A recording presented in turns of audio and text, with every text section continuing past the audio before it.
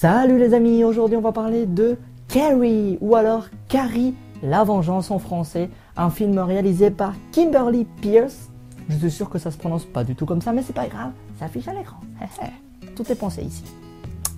Un film qui a fait polémique, c'est le moins qu'on puisse dire, qui s'est fait descendre mais d'une force, qui se prend mais tous les trucs de tous les côtés. Le pauvre, d'ailleurs, je suis allé dans une salle qui avait au moins plus de 200 places et on était à peine 20, quoi. À peine 20. C'est pour vous dire que c'est vrai que le film marche pas très bien, en tout cas pas aussi bien que peut-être les réalisateurs et les producteurs l'avaient espéré. C'est vrai que j'ai pas des chiffres comme ça, j'aurais dû peut-être les noter. Pas con, on y pensera. Mais voilà, en tout cas, le film se fait vraiment descendre de tous les sites, de tous les magazines pro, ou pas d'ailleurs. Je crois qu'il y a juste une critique que j'ai pu lire de Télé Loisirs qui fait l'éloge du film. Je crois que c'est la seule critique qui dit du bien du film. Franchement, je vais vous donner mon avis. J'ai vraiment beaucoup aimé ce film. Mais vraiment. Et j'allais avec une sorte d'a priori, je sais pas comment dire ça, de préjugés, à force de lire que des saloperies et des trucs mal sur le film. Je me suis dit, bon, je vais aller voir une merde, quoi.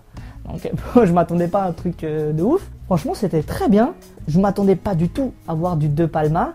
Et j'ai eu ce que je m'attendais pas du tout à avoir. C'est-à-dire, pas du tout du De Palma. C'est très bien. Je comprends pas les gens, je comprends pas les critiques. On en reviendra durant toute cette vidéo. Je vais essayer de m'expliquer au mieux, de donner mon point de vue, de donner des exemples. Mais voilà, le film est très bien. Je vois pas où est le problème, quoi. Faut savoir que le cinéma est un art. Avant tout, au cas où vous l'aurez peut-être oublié. Et De Palma n'a pas la science infuse. Peut-être que l'adaptation de Palma, ça se rapproche au mieux du roman dont est tirée cette histoire. Roman écrit par Stephen King et qui a été adapté pas mal de fois. Peut-être. Certes, je ne dis pas le contraire, et pour l'avoir vu et l'avoir d'ailleurs revu récemment pour préparer cette vidéo au mieux, je suis d'accord. Je n'ai pas lu le roman, donc je ne peux pas dire s'il se rapproche au mieux de la version écrite par Stephen King, mais je peux dire qu'il y a une belle tension qui est installée. Les personnages sont vraiment très flippants, c'est le moins qu'on puisse dire. Toute la mise en scène de Palma, c'est du De Palma, donc c'est du très bon, je ne dis pas le contraire. Mais ça ne veut pas dire que si quelqu'un comme Kimberly Peirce venait avoir l'envie de refaire une réadaptation du roman de Stephen King, ça ne pourrait pas être bien. Je suis désolé de vous dire ça, mais c'est pas parce que la version de Palma est bien que les autres peuvent pas être bien aussi. Juste sous prétexte qu'ils ne font pas pareil que De Palma. Ou alors, mieux, qu'ils essaient de faire pareil que De Palma, mais au moins bien. Alors là, ça m'a sidéré, ça. J'étais mort de rire quand j'ai lu ça. Le truc que je comprends pas aussi chez les gens, c'est que sur quoi vous basez-vous pour dire qu'un film peut être mieux fait que ça ou pas? Enfin, il n'y a pas de critères. C'est là tout l'intérêt du cinéma, c'est que c'est un art et que, comme tout art, c'est une question de réception. C'est l'art, les amis, c'est l'art. C'est on aime ou on n'aime pas. Ça ne veut pas dire que c'est naze et ça ne veut pas dire que c'est moins bien. Ça veut juste dire que c'est différent et que c'est une question de point de vue, d'envie, de ressenti. Mais bon, bref. Voilà tout ça pour dire que De Palma, comme tous les autres réalisateurs, n'ont pas la science infuse. Vous donnez un même scénario à 5 réalisateurs différents, vous allez avoir 5 films différents qui ne vont pas justement être meilleurs les uns par rapport aux autres. C'est juste une question de ressenti. Le cinéma, c'est pas juste c'est naze ou c'est moins bien. Non, le cinéma, c'est on prend un objet audiovisuel et on l'analyse tel quel. Moi, je m'en fous du roman de Stephen King. Je ne l'ai pas lu d'ailleurs, mais je m'en fous.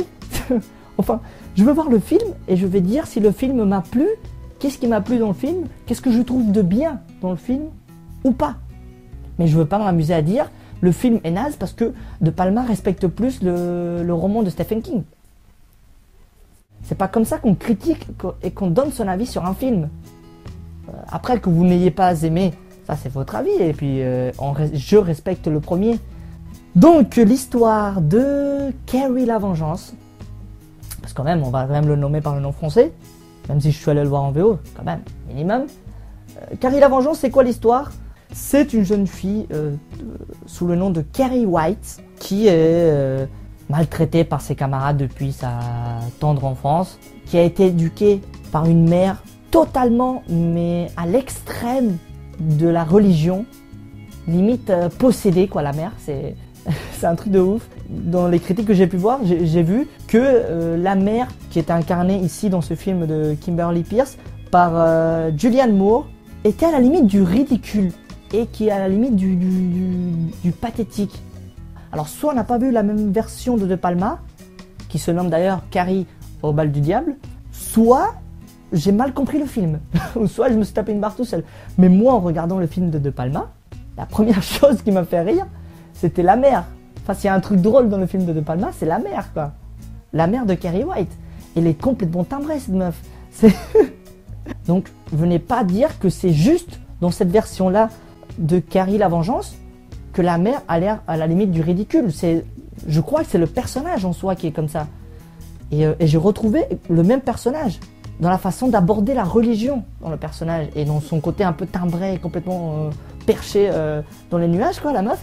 J'ai retrouvé un peu le même, donc j'ai pas bien compris cette critique-là. Enfin bref, voilà. Éduquée par une mère qui est un peu timbrée, un peu perchée, extrémiste dans la religion, quoi. Malgré qu'elle se fasse taper par ses camarades, taper entre guillemets, un peu maltraitée encore une fois entre guillemets, par ses camarades de classe, et va se faire inviter au bal de fin d'année.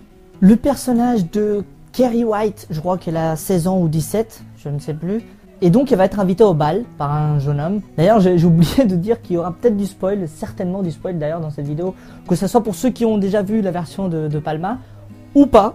Donc il y aura pour les deux, il y aura pour tout le monde, pour tous les goûts. Ne vous inquiétez pas, j'afficherai ça à l'écran. Donc pour une fois, ça serait peut-être judicieux de regarder la vidéo au lieu de simplement l'écouter, ce que je peux comprendre tout à fait. Voilà un petit peu l'histoire. Elle va se faire inviter donc au bal. Ça va pas se passer réellement comme elle l'espérait. Elle va subir encore une fois, comme d'habitude, les mauvais tours de ses camarades. Et elle va se vénérer, elle va péter un câble, elle va tout foutre en l'air, elle va buter tout le monde. Elle va rentrer tranquillement chez elle. Voilà un petit peu l'histoire, les amis. Voilà un petit peu l'histoire, que ça soit dans la version de Palma ou dans cette nouvelle version de Kimberly Peirce. Dans les deux cas, l'histoire sera dans les grands traits comme ça, à peu près. Il y a beaucoup de choses qui vont changer d'une version à l'autre. Et c'est là, encore une fois, que je ne comprends pas pourquoi les gens disent que c'était un copier-coller de Palma. Déjà, le film, il faut savoir qu'on peut lire un peu tout et n'importe quoi sur Internet. Mais si je ne m'abuse, je crois que cette nouvelle version de Carrie n'est pas un remake de la version de Palma de 1976. Mais plutôt une relecture du roman de Stephen King. Donc voilà, il ne joue pas du tout dans la même cour. Il n'y a pas les mêmes enjeux dans la réalisation. D'un côté, on a vraiment une tension à installer, une mise en scène qui doit être très très forte pour installer ce malaise. Et de l'autre côté, on a le fantastique, à la limite du teen movie, du teenager movie, comme vous l'appelez, ou du teenage movie, enfin bref, voilà. C'est à la limite, quoi. Vraiment à la limite. Le film est quand même conseillé aux 12 et plus.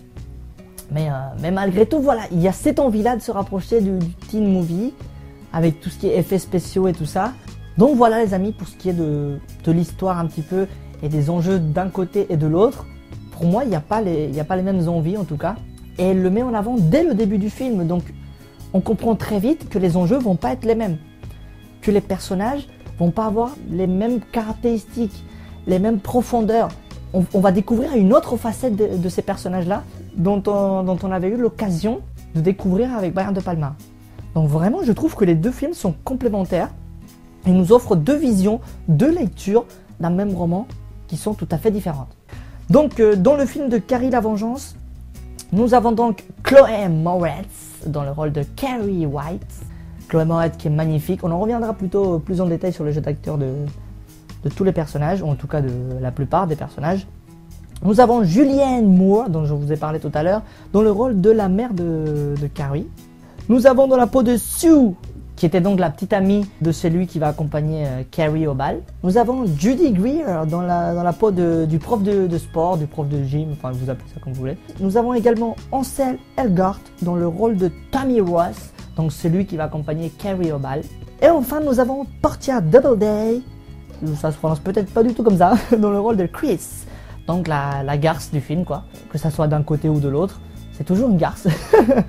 Voilà pour ce qui est des personnages comme je vous l'ai dit, qui nous montrent une autre facette, une autre façon de les interpréter. Pour ce qui est évidemment du personnage principal, Carrie White, vraiment je trouve que là, Chloé Moretz rajoute clairement un plus à ce personnage de Carrie White, dans le sens où, on est tous d'accord, le personnage qui était incarné par Sissy Spacek dans le film de Brian De Palma, peut-être qu'il se rapproche au mieux du roman, mais moi, comme je vous l'ai dit, je m'en fous du roman, était un personnage glacial, assez flippant. Moi, à chaque fois, je le revois, je l'ai revu il n'y a pas longtemps, comme je vous l'ai dit, mais il me fait toujours flipper, ce personnage.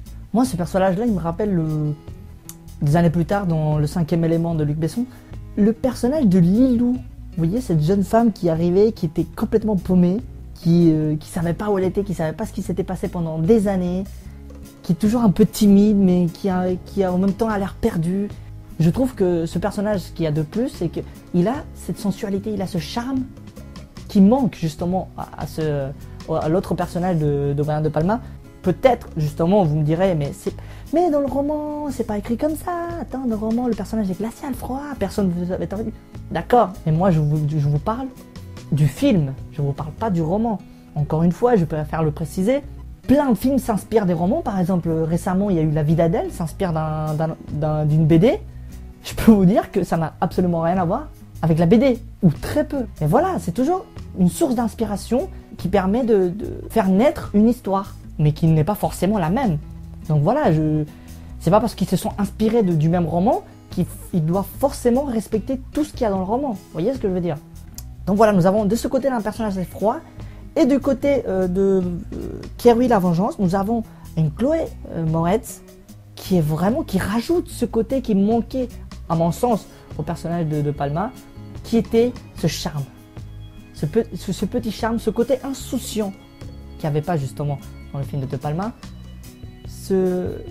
Encore une fois, c'est peut-être aidé parce que justement Chloé Moretz, lorsqu'elle fait le film, elle a 17 ans je crois, ou 16 ans, donc elle a à peu près le même âge que le personnage qu'elle incarne, donc c'est assez facile pour elle. On voit une jeune fille de 16 ans qui est face à quelque chose qu'elle ne connaît pas, qui sont ses règles par exemple. C'est le début du film, c'est comme ça. Elle découvre des règles, elle ne savait pas que ça existait parce que sa mère lui avait pas appris, lui avait pas enseigné, des trucs comme ça. Voilà, elle subit un choc, mais juste après, elle redevient une jeune fille de 16 ans qui est quand même inquiète, qui va poser des questions à sa mère, qui se pose des questions elle-même, mais toujours restant dans le côté insouciant. C'est ça que je trouvais qui manquait au film de De Palma. Et là, je trouve que, justement, pour le coup, ça y est. Donc c'est pas mal, ça rajoute un petit peu plus d'humanité au personnage. Ensuite, il y a d'autres choses qui changent, mais je pourrais jamais toutes les citer, ça serait impossible. Je vais en citer quelques-unes, par exemple la relation mère-fille. Elle est beaucoup plus mise en avant dans cette nouvelle version. On s'y intéresse plus en profondeur. On a une relation mère-fille qui est beaucoup plus intime, beaucoup plus proche, malgré la mère complètement perchée. Encore une fois, la famille est plus humaine, quoi. Tout simplement, par exemple, dans la version de Palma, la mère enferme, on imagine très souvent, la fille dans une sorte de placard dans lequel à l'intérieur il y a plein de bougies et il y a une sorte de Christ. Voilà, c'est assez glauque quand même comme ambiance. Et elle la laisse là, pendant qu'elle fait sa petite couture et tout ça dans sa petite machine. Elle ne va jamais la revoir. Elle attend que Carrie sorte d'elle-même. Dans la version de Palma, elle sort d'elle-même. Après, bon, elle fait la gentille, elle lui fait un petit bisou, il lui dit va te coucher, tout ça. Alors que dans cette nouvelle version, certes, elle l'enferme encore une fois dans le placard. On est d'accord, le placard qui est toujours aussi glauque. Hein, mais à la différence qu'elle va d'elle-même la chercher. Elle prête plus d'attention à sa fille, vous voyez. Elle va dans le placard, il lui dit c'est bon, viens ici, viens avec moi, on y va. Elle sort, vous voyez. Ça, c'est des petites attentions qui font que, voilà, c'est une relation mère-fille qui est plus fusionnelle. Par exemple, dans cette nouvelle version, on a aussi la mère qui va la chercher à l'école, avec le problème de ses règles au début et tout ça. Alors que dans la version de De Palma, c'est elle-même qui revient chez elle en marchant et se retrouve face à la mère qui, on l'avait appelée par téléphone, on l'avait prévenue par téléphone. Mais voilà, la mère n'a même pas pris la peine de se déplacer dans la version de De Palma. Alors que dans celle-ci, oui. Vous l'aurez donc compris les amis, que ça soit la relation entre Carrie et sa mère ou encore Carrie avec tous ses camarades de classe, elle va changer, on va découvrir une autre facette de leur personnalité. Voilà, ça va être vraiment autre chose. Alors après, on aimera ou on n'aimera pas, Ça, on n'y peut rien, c'est comme ça. On pourra en parler pendant des heures de cette façon différente d'aborder ces personnages-là, qu'on avait déjà vu dans la version de Palma. Mais bon, on n'a pas vraiment le temps et puis on n'a pas que ça à faire. Vous l'aurez, je pense, compris. La meilleure façon de le comprendre, c'est d'aller voir le film. Alors, une bonne question, c'est est-ce qu'il est mieux d'aller voir la version de Palma avant ou après? Ça ne changera pas grand-chose, je pense. Je pense que ce qui est surtout important, c'est d'aller voir ces deux versions. Alors après, l'une avant l'autre, c'est une question de goût, d'opportunité peut-être. Parlons maintenant du moment que tout le monde connaît, qui est resté assez mythique dans le cinéma, et évidemment aussi dans ce film, c'est le bal. Évidemment, la scène du bal, c'est un truc quand même de malade. Que ce soit dans la version de Palma ou dans celle-ci, évidemment, celle qu'on retient, c'est la version de Palma parce que c'est la plus ancienne. Encore une fois, dans les deux versions, elles sont abordées de deux façons différentes et chacune respecte bien ce qui avait été fait avant dans le film. Par exemple, dans la version de Palma, la scène du bal respecte tout à fait ce que Palma avait instauré dès le début du film, c'est-à-dire une ambiance assez glauque, assez oppressante, des personnages assez mystérieux, une mise en scène flippante et très tournée vers le suspense. C'est-à-dire que De Palma va vraiment mettre l'accent sur ce qui se passe avant que le seau rempli de sang lui tombe sur la tête de Carrie et après ça part en cacahuète. De Palma va vraiment s'intéresser avant que ça arrive. Il va faire vraiment tarder la chose, il va mettre beaucoup de ralentis pour mettre du suspense, pour mettre de la tension avec beaucoup de musique dans cette partie du film là. Donc De Palma a une configuration assez particulière dans cette scène du bal, c'est-à-dire avant que le seau tombe sur la tête de Carrie, il va prendre 5-6 minutes. Et pour ce qui est de la deuxième partie, donc une fois que le seau lui est tombé sur la tête, donc tout ce qui est ce personnage de Carrie qui va être déchaîné et qui va buter tout ce qui bouge et qui va cramer tout le machin, ça il va le boucler en 1 minute. Et on se rend compte que vraiment il joue sur ce qu'il y avait avant. Il met l'attention, il nous fait attendre, il nous fait languir. Et c'est ça qui crée vraiment l'atmosphère dans cette scène qui est devenue mythique dans le film de Palma. Alors que dans cette nouvelle version de Carrie la Vengeance, on a tout l'inverse. C'est-à-dire que Kimberly Peirce ne joue vraiment pas avec la tension dans cette scène-là. C'est-à-dire qu'elle ne va pas faire durer les choses. Elle ne va pas instaurer un suspense ni quoi que ce soit. Elle va vraiment aller droit au but. C'est-à-dire que cette partie-là, avant l'incident, avant que le seau tombe sur la tête de Carrie, elle va le boucler en 1 minute. C'est-à-dire que ça va être bam, ils arrivent, ils sont choisis comme roi et reine du bal, paf, ils montent sur la scène et hop, le seau lui tombe sur la tête. Vraiment, en 1 minute, c'est bouclé quoi. Vous allez me dire, oui mais c'est naze, pourquoi elle a fait ça? Mais non, moi je trouve ça intéressant parce que justement, mettre du suspense et essayer de faire du De Palma serait vraiment une erreur. Et elle a fait tout le contraire. Et moi je trouve que c'est plutôt bien d'ailleurs. Parce que Peirce va vraiment jouer tout sur ce qu'il y a après l'incident. C'est vraiment le schéma contraire de De Palma. C'est plutôt intéressant, c'est plutôt malin d'avoir abordé cette scène-là d'une façon bien différente pour prendre limite le contre-pied de Palma. Et c'est intéressant parce que moi je voulais pas voir du De Palma dans ce film. Elle nous offre quelque chose qui est différent, qui a un autre rythme, qui ne cherche pas vraiment à marcher sur les pas de Palma, qui cherche justement à donner un nouveau souffle à cette scène qui est devenue mythique. Et je trouve qu'elle s'en sort vachement bien. Voilà les amis, après c'est chacun ses goûts j'ai envie de dire. Mais j'ai envie de vous dire un truc les amis. Une chose, c'est de dire que vous préférez la tarte aux pommes à la tarte au citron. Et une autre, c'est de dire que la tarte au citron, c'est de la merde comparée à la tarte aux pommes. Voilà. Nous nous quitterons sur cette petite métaphore fort sympathique que j'espère vous aura plu. J'espère que cette vidéo vous aura plu. Allez voir Carrie. Je ne sais pas s'il est encore au cinéma à l'heure où je vous parle parce que cette fin de vidéo, je la fais à un autre moment par rapport au début de la vidéo. Mais voilà, en tout cas, allez le voir si vous avez l'occasion. Je pense que vous passerez un très bon moment. Je vous dis salut et à la prochaine.